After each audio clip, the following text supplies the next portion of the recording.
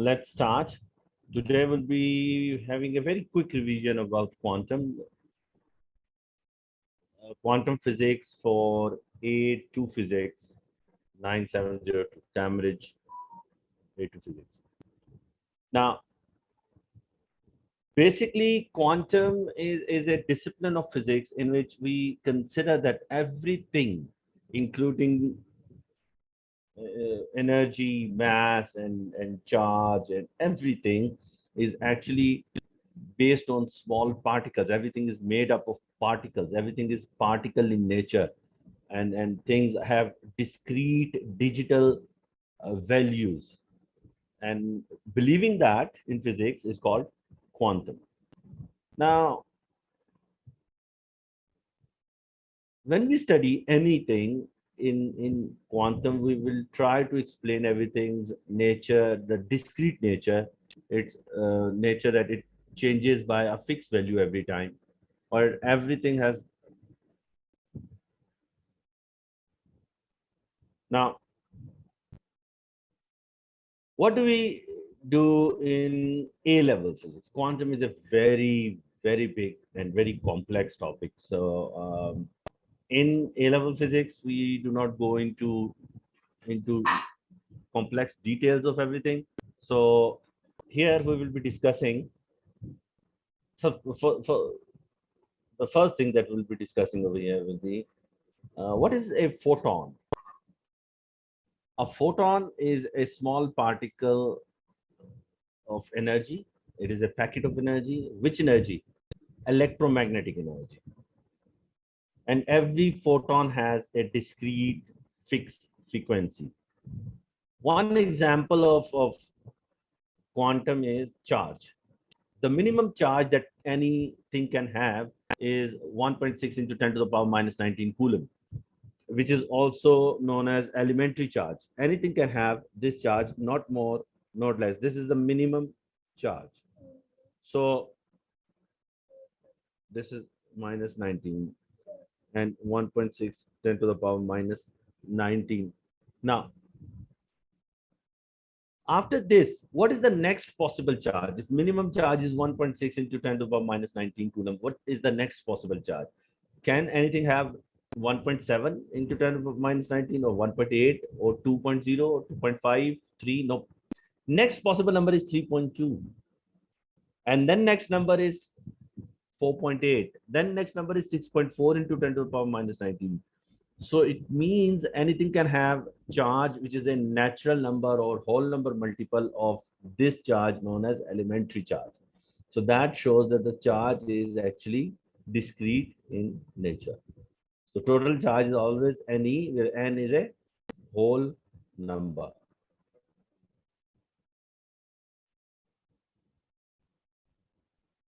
In quantum, we will be discussing photons and electrons and how they are related to one another.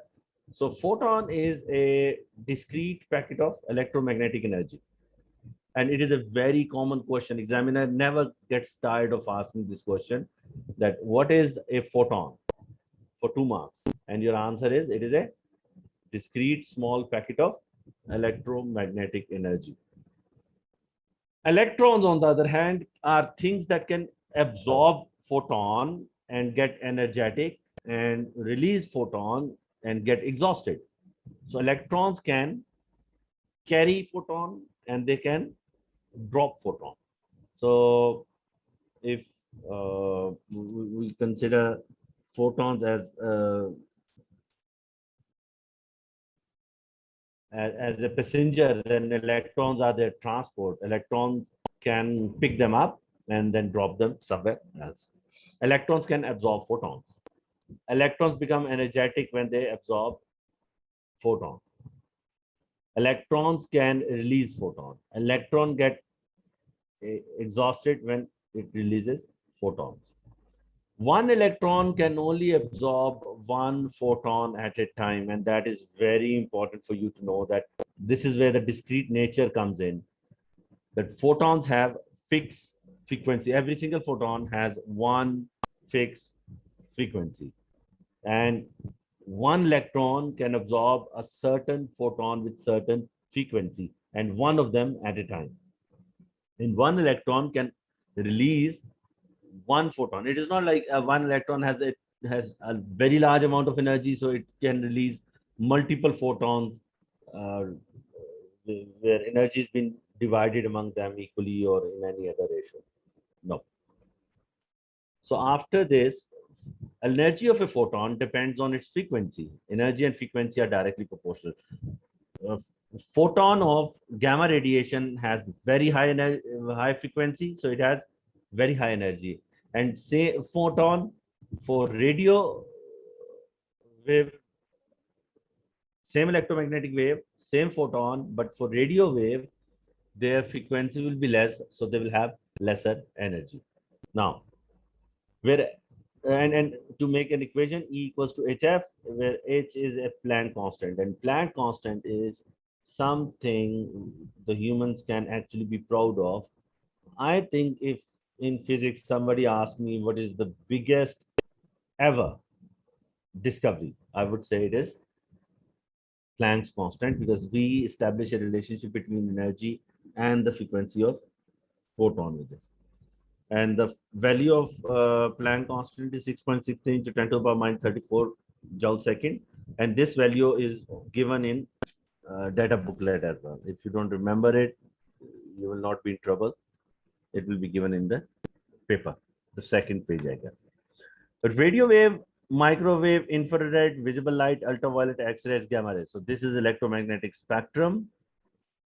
Radio waves have low frequency photon and gamma rays have highest frequency photons.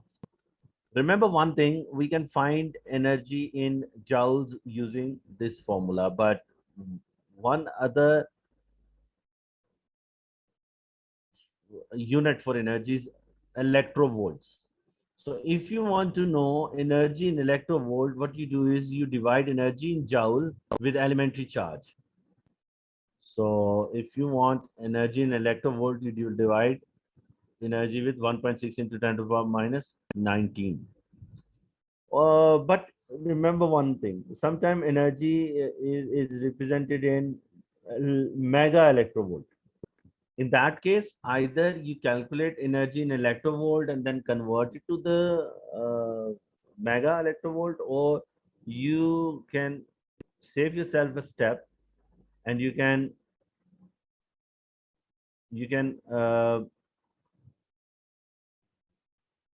use 1.6 into 10 to the power minus 19 instead.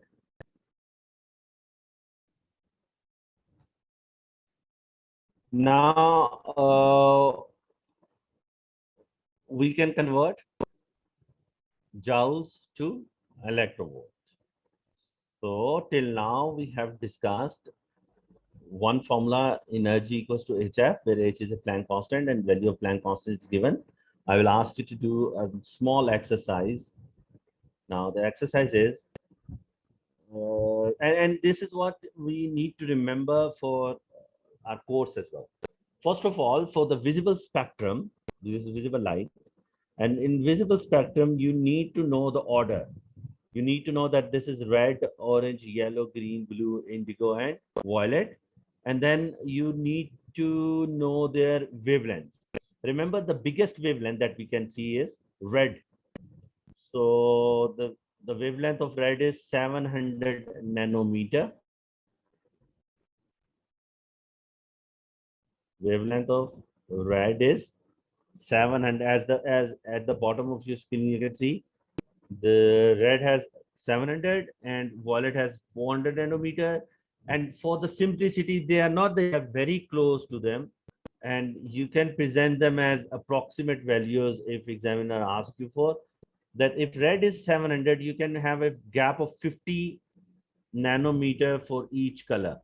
So red is 700 nanometer, orange is 650, yellow is 600, green is 550, 500, like actually blue is 480, but 500, if you present 500 as the wavelength of blue approximately, it will be completely understandable.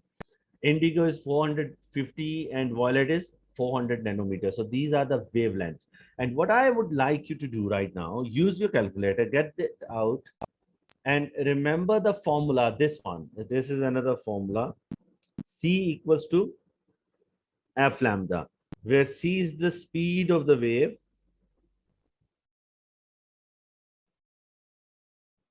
C is the speed of the wave.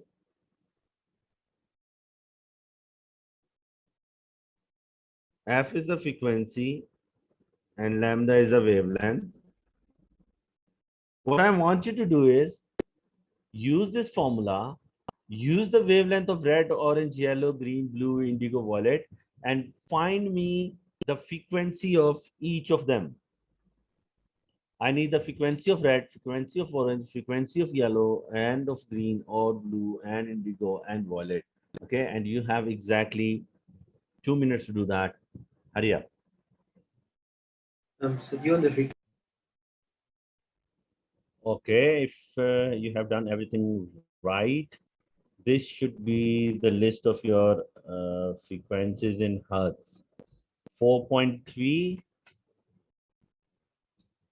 4.6 into 10 to the power 14, 5.0, 5.5. You should use two significant figure. Some of the values are calculated to three significant figures, but it should be actually 4.3 into 10 to the power 14, 4.6 into 10 to the power 14, 5.0 into 10 to the power 14, 5.5 into 10 to the power 14,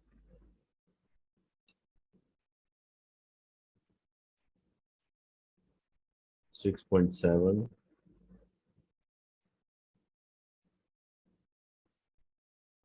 and then 7.5. How many did you get right?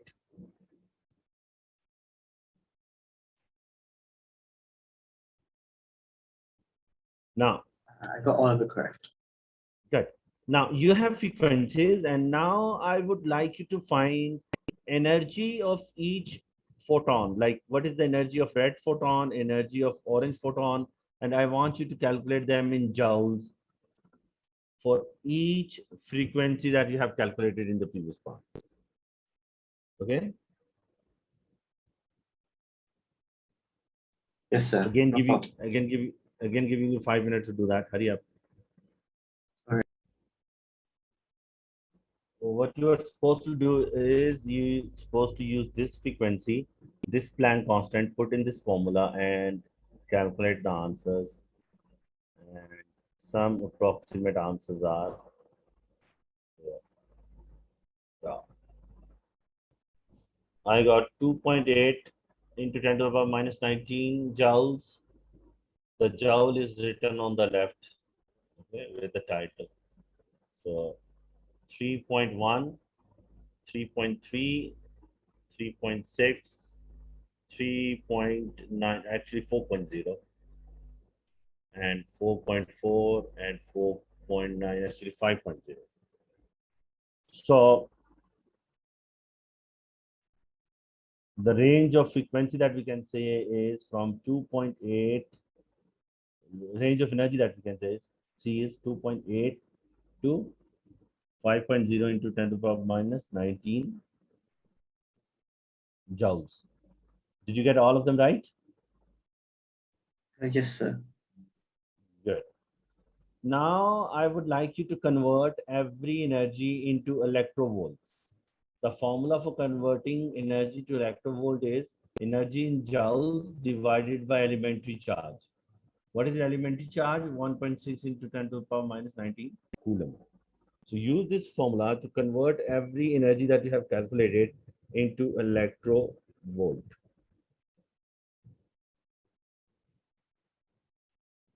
The purpose of this thing is to exercise these things because they are very commonly done, and examiner sometimes does not even give a mark for this thing because you have to calculate these things for solving the question and there are no apparent marks for it. So you have to be very good in this so you can do these questions quickly. So what's the So unit? EV, electrovolt. Okay. Energy in joule divided by E is electrovolts.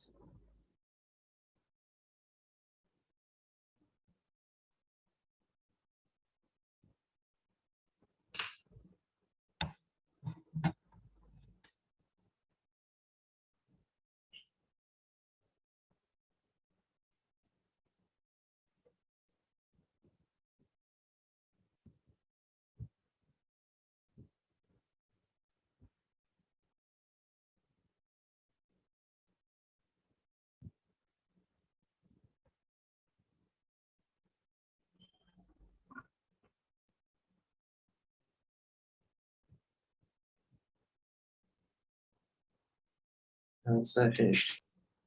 Good. So your answers for electrovolts. 1.8, 1.9, 2.0, 2.3, 2.5, 2.8, and 3.1 electrovolts. All right. Yes, sir. All of them are correct. Listen, as you know, the range of visibility wavelength is 700 to 400 nanometer. We can, we should also know there is a range of frequency that human can see as well.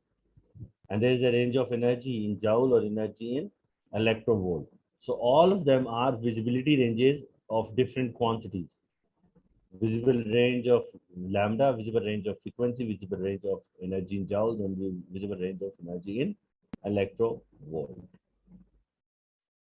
And now we have these formulas. Actually, you should have these formulas. You still don't know. Okay, momentum is mass into velocity. Okay, energy of a single photon is hf. Speed of a photon is f into lambda. And there is a very famous equation of Einstein, E equals to mc square. Okay, can you see these are four questions, four equations, and the question is that you have to prove this using all or some of the way equations given up. Okay, so I hope you know how to prove equation, because you might have to get some of the variable disappear and some new variables are supposed to be uh, shown. So what you do is you put some equations equal to one another, or remove a variable, or you introduce a variable. Give yourself, give yourself a try. Can you show that lambda equals to h over p? And these are the equations you can start with. So Uh, Listen, I'm giving you some help. Over, see, everything that we need to show over here is in this equation, the second one, and in the third one. E equals to hf and E equals to mc square. If you see, can you put hf equals to mc square? Because this is energy and that is also energy. yes, sir. And then mc square is actually mcc. And one of mc can be considered as p. And then Yes. the c over there, the one c that is left, can be replaced with f and lambda.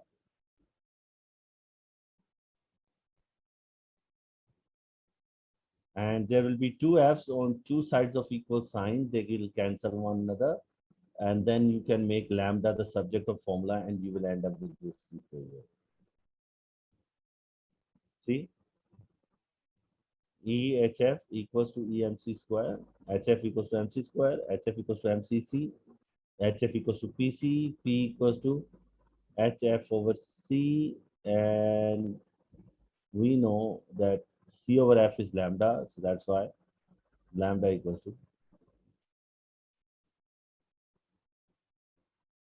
I could have replaced this C with F lambda. That would make things more easy. See, this C is F lambda, F and F will cancel and lambda will appear.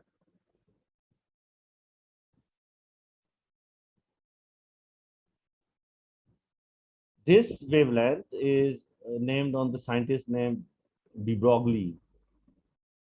So we got it de Broglie's wavelength. Now,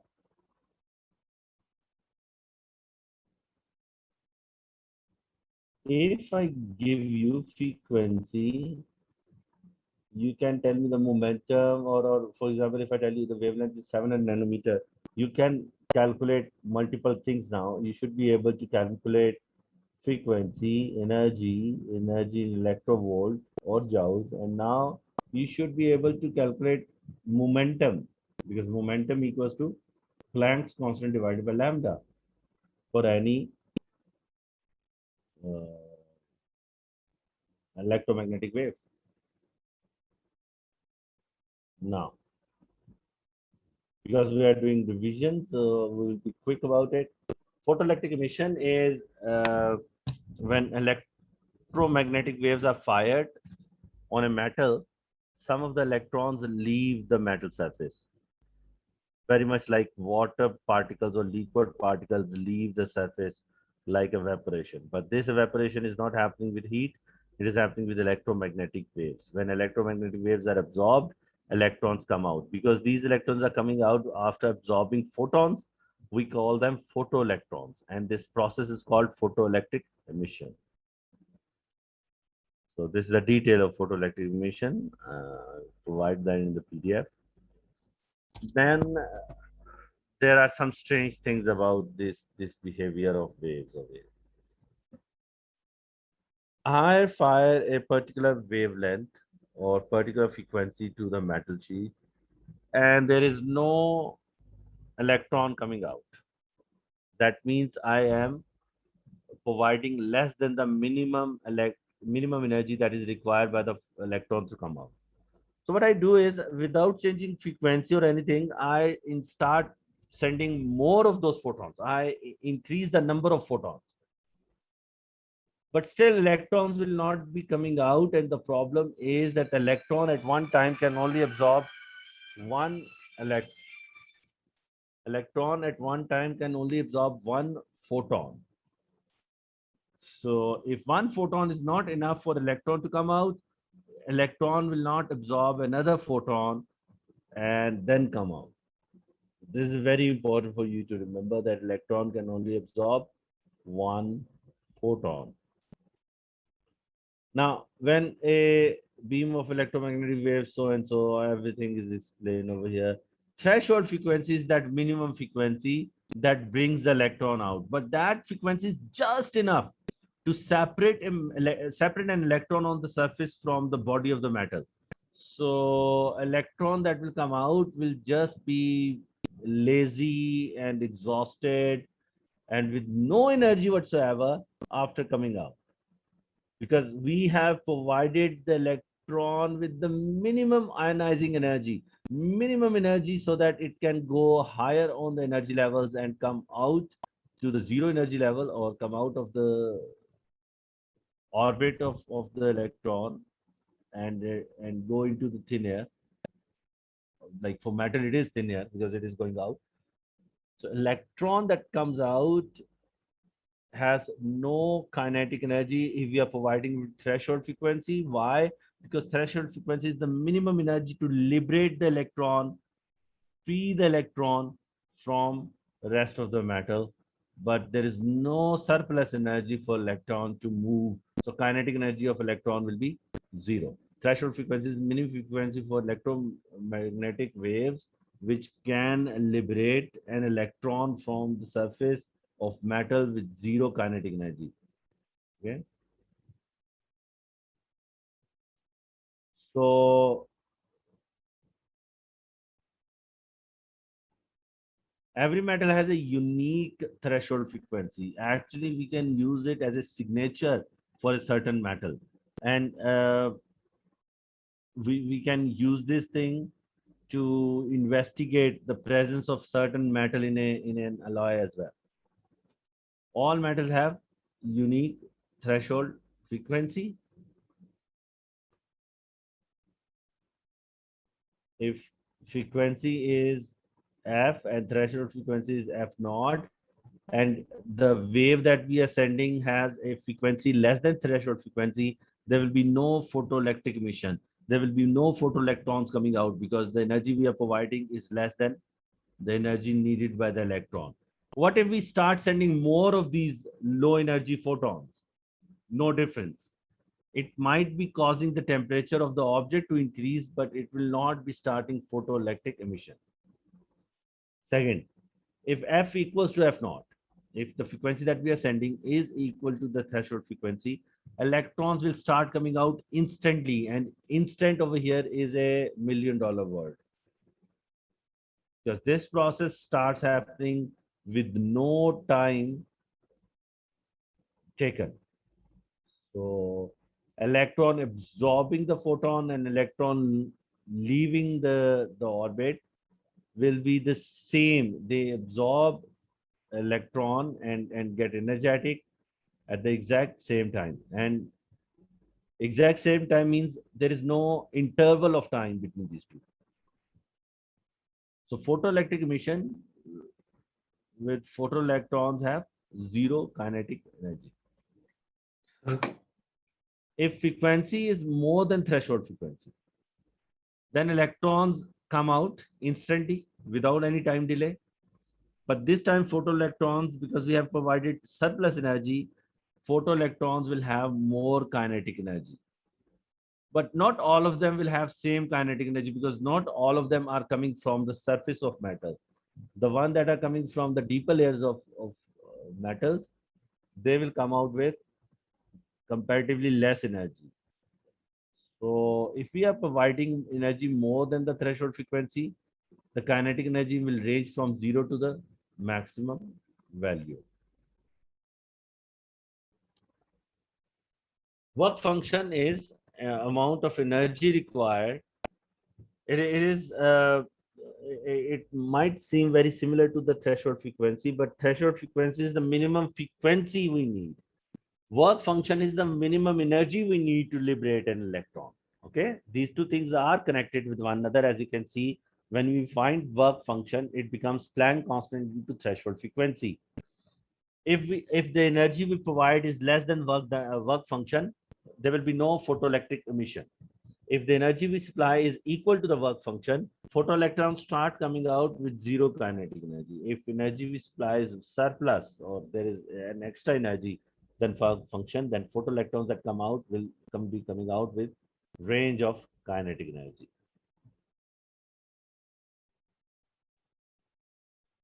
Kinetic energy, maximum kinetic energy is the total energy we provide minus threshold frequency.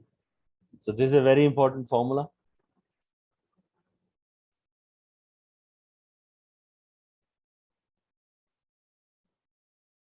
K equals to HF, energy provided, minus HF naught, work function. Sir, I don't understand like how do they get this equation?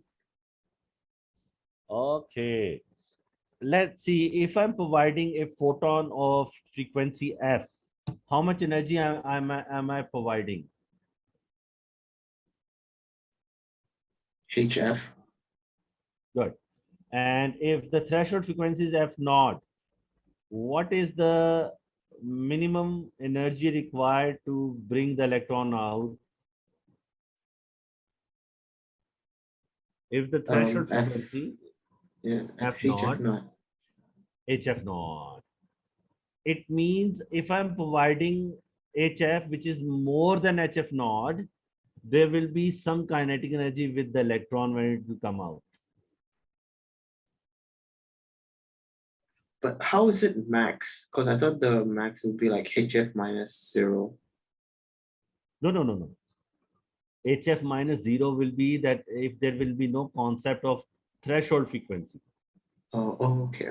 Out of HF, HF naught is just required for the electron to leave the orbit of the atom. Okay. The extra Yes. energy is converted into kinetic energy, or extra energy is there with the object or electron as kinetic energy. Same formula can be written in this form as well. E is energy supplied and phi is work function. So E minus phi is K max. It is the same formula written with different variables. And K max is HF minus work function. Okay, same thing. So, All of them sir, are. Yes. so the maximum energy that is given out for when you provide threshold frequency is HF minus HF naught. Is it? Maximum, it is not maximum frequency. I think you want to say maximum kinetic energy. I said kinetic energy, didn't I? Yes, maximum kinetic energy is the total energy you supply minus the work function. Okay. Is that your question? Yeah. So, because you said that the threshold frequency, that this is only the case when the frequency provided is greater than the threshold frequency, right? So if it's Not that's why if it is not, if it's not, then it's just zero, right? there HF. will be no photo. Yes, there will be no photoelectric emission happening. So So there if is you get no electrons coming out. So there is no energy. There is no question of energy of electrons. yes, okay, sir. I think you wanted to say something. I interrupted you.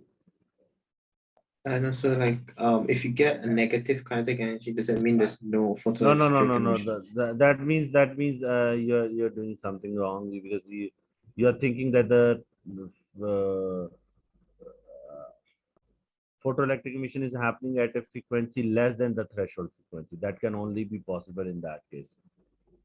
If Oh, this okay. HF is small, then there will be no electrons coming out, so there will be no concept of kinetic energy. All right, understood. Now, this is the graph of maximum kinetic energy and frequency, and you can see there is no photoelectric emission happening till the F naught, which is threshold frequency, and then there is a straight line. And you need to remember some features of this graph. Number one, if you find the gradient of this slopy portion, not the horizontal portion, the slopy portion. If you find gradient of the slopy portion, that slopy portion is Planck's constant.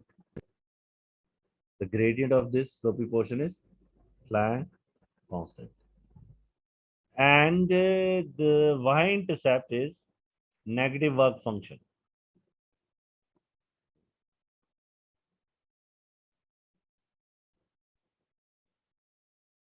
Now, So, yes. um, why is it negative work function? Is it because kinetic energy is zero? No, actually, it is negative because, listen, as you have come down, every number over here will be negative as well. Do you believe that? Because we are below x-axis, so every number on y-axis will be negative. Yes, but I thought there's no photoelectric emission below No. F naught. No. Listen. This is actually finding work function over here. That the value that is according to this slope merges over here. So this negative value is actually equal to negative work function. For example, if it is negative 10, so you will do minus 10 equals to negative work function. That will tell you the work function is 10. Oh, okay. That's why we put negative in this thing. So we can use this graph to find Planck constant, and we can also use this graph to find out work function. Photoelectric.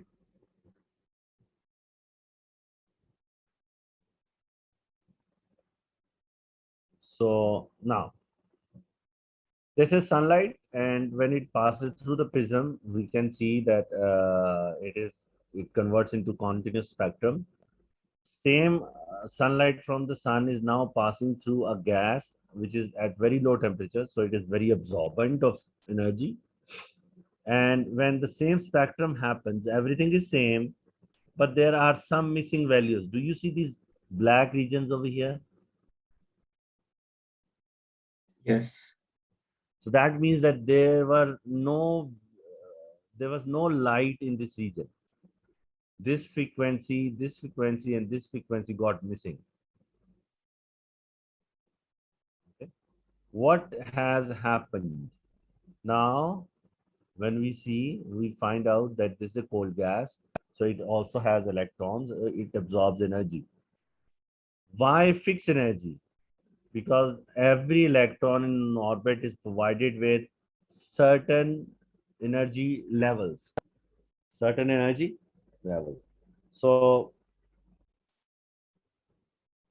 electrons can only jump between the discrete energy levels which are there.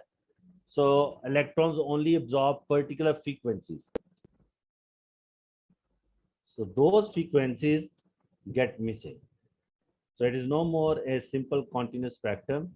It is an absorption spectrum because some of the radiation being absorbed. Now the same radiation from the light, which is same radiation that is emitted by this gas,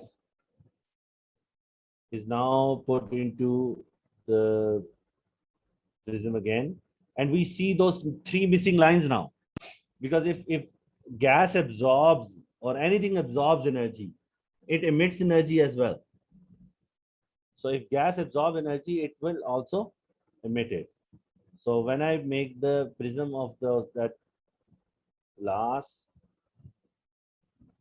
when I see that when light passes through this prism of glass, it splits, and I get those three missing values.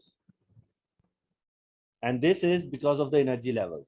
Electrons are provided with these energy levels, and they can only shift from one energy level to another energy level. They cannot go ahead of the energy level, and they cannot stay a bit lower than energy level. One electron which is sitting on the ground state will only absorb an electron will only absorb a photon which can take it from this level to the next level or the next level, but not in between. Say if this is -10 and -5, electron over here absorbs a photon of 5, so it can go over there. With a photon of 6, if I fire photons of 6 towards this electron, because this electron cannot go to 6, so it will not absorb a single photon. It will stay over here. If I provide with some other energy, photons with some other energy less than that, there will be no shifting of electron from one point to another point. So these energy levels are the reason. Now, So can you just repeat it once more? Because I'm a bit confused. listen. This means if there is an electron over here, and there are 1, 2, 3, 4 energy levels other than this. Some false values are given in electrovolts over here. -10 electrovolt, -5 electrovolt, -3, -1, and -0.5 and 0. There is a photon resting in the ground state. I'm talking about here.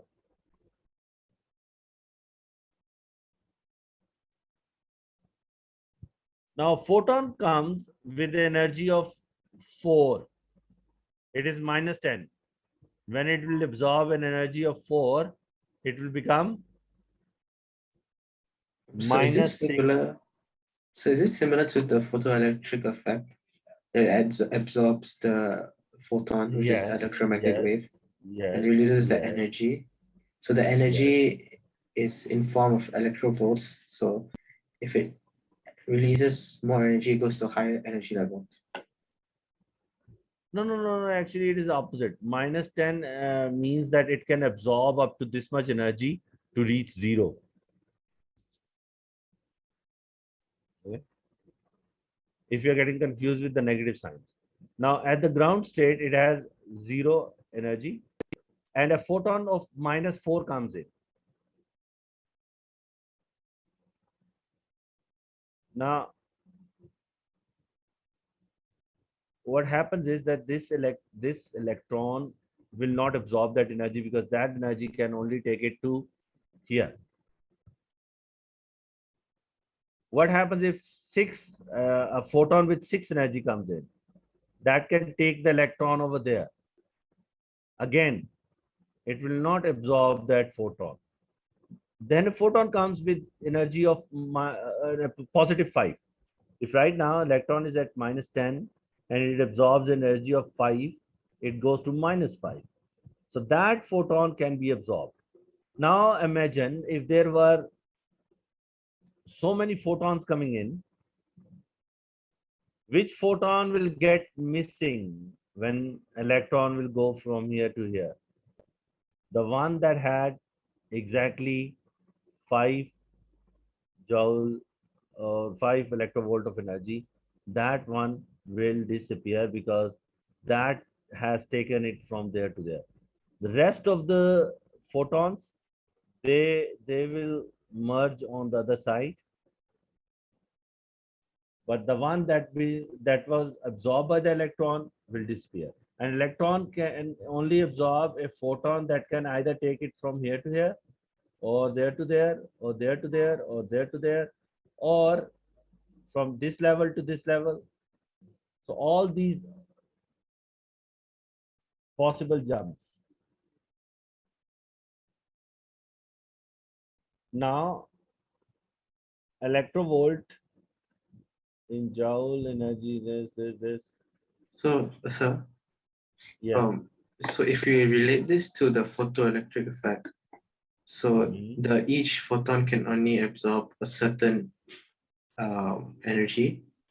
Or Each energies. yes, energies to make it go to a higher energy level. Yes. That's So why if we are providing a huge range of photons on that particular substance, electrons will only absorb particular energies, and rest of the energies or rest of the photons will be getting out. It like the gas will act like a strainer, straining particular frequencies out of the spectrum.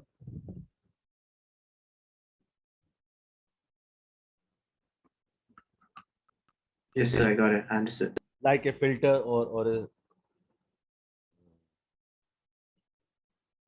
strainer. Strainer. Now,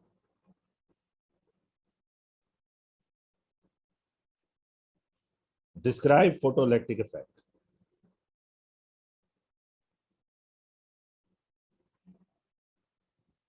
Okay, can I give you these questions so you can see how to solve them, and we can have another class at night to see if you can solve them? So class like today night. Yes.